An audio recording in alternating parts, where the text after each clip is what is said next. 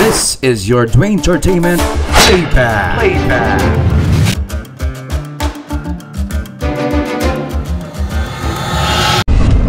1 hour and 50 minutes into the competition. 1 hour, close to 2 hours na sila nagbiyahe. Pero the total about 73 kilometers na ang kanilang nako-complete, ano?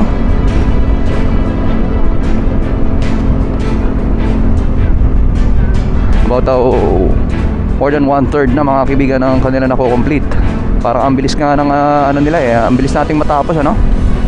So kung titingnan nyo, 170 minus 190, it's about 120 na lang, oh. 120 na lang, 120, imagine nyo, 120 na lang, 120 kilometers. Pero marami pang uphill ahead. Medyo babagal ang kanilang pacing dyan, ano, sa mga hilly portion of this race. Ang nasa harapan po, Joshua Gatmaitan, feeling all alone, mga kaibigan. Dead serious itong si Joshua Gatmaitan, habang iniinuman lang siya ni Walter Dumlao sa likuran. At ito si Ian Kahukom, and then si Kenneth Maramba, then si Rustom Lim, and Aidan James Mendoza, including Edson Carbadora, RG Peralta, and of course Gilbert Valdez. Once again, this is the, of course, Magsingal LGU 360 Tri-Boundary Challenge, made possible by Honorable Mayor Alrico Favis.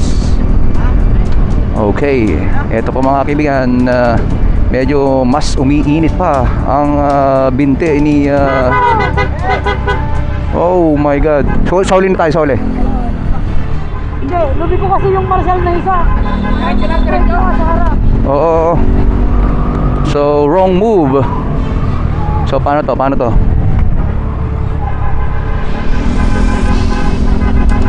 Helter Skelter, Wild and Woolly. Yan po ang naramdaman natin, ano, medyo nagkaroon ng jittery, ano, pagdating dito sa pagmamanage ng ng traffic doon sa may particular At this part. particular stage, ladies and gentlemen, fast approaching Calaba Bridge, among the of course landmarks here in the province of Abra. It is one of the longest bridges in the Philippines. Ito pong Calaba Bridge has been the famous bridge in Abra since its completion in 2010.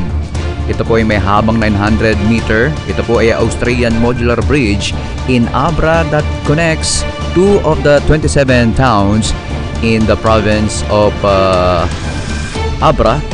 Ito po ang Bangged at La Paz. Kinokonekta po nyo ang dalawang munisipalidad, ano?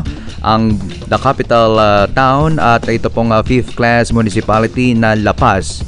Nung araw po, no, according to local folks here, ay bago itong construction na ito, no, pinagbabawal po ng authorities or local government ang tumawid dito during high tide kasi talaga napaka-delikado po. Kaya ito pong bridge na to gives convenience to or great relief to the locals here, as they were not allowed by authorities to cross the river during the high tide prior to the construction of Calaba Bridge. Ito po mga kaibigan ang pinipicture natin dito. This is Dwayne Entertainment Sports Tourism.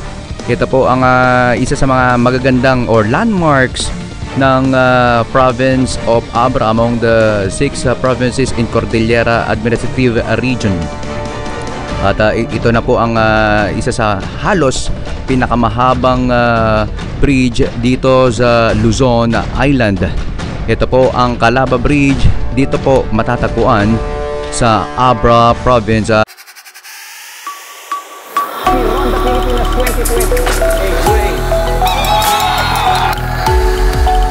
Bunganga,